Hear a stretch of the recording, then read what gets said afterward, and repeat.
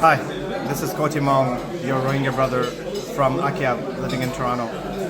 I spent 96 plus hours in Israeli detention while trying to take food, aid, and just basic humanitarian supplies to open a humanitarian corridor in a civilian-led mission to Gaza. The brutality that I experienced is undescribable. I was detained and beaten by more than 5 people in a dark room, kicked, punched, and tasered in multiple places. I've got taser marks on my body. I've got wounds from very extremely tight cutting of blood supply, handcuffs that were put on me, and I have concussions that I still need to get treated for. But this is nothing compared to what my fellow brothers and sisters in Palestine are going through. I witnessed, in addition to that, people in my own ship and people from other ships that were detained in this Israeli hell for 96 plus hours.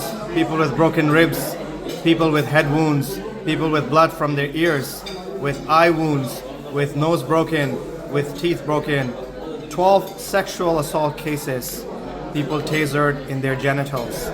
This level of brutality doesn't come from a professional military, doesn't come from the only democracy in the Middle East that they claim to be. It comes from a group of thugs. It comes from a pariah state. It comes from an organization that is top-down, brutal, and genocidal. Throughout my detention and throughout my experience, I kept thinking of what my fellow Rohingya went through. And they say explicitly how the Buddhist extremists talk about learn from the Israelis on how to deal with the Muslim situation. They too were beaten, tortured, killed, just like my fellow Palestinian brothers and sisters are killed and have no end to their detention in sight.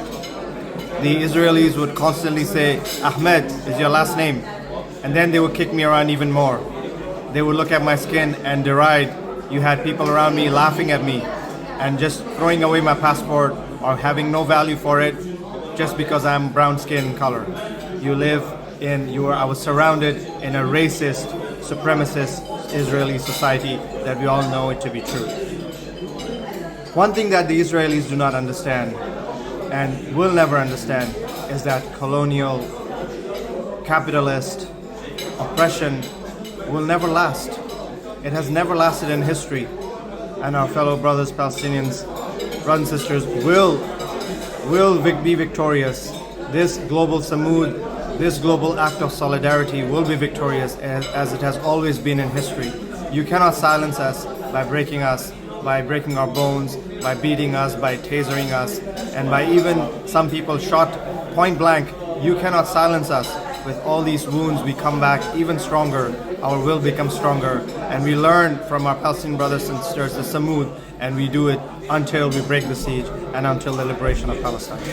Free Palestine, free Rohingya.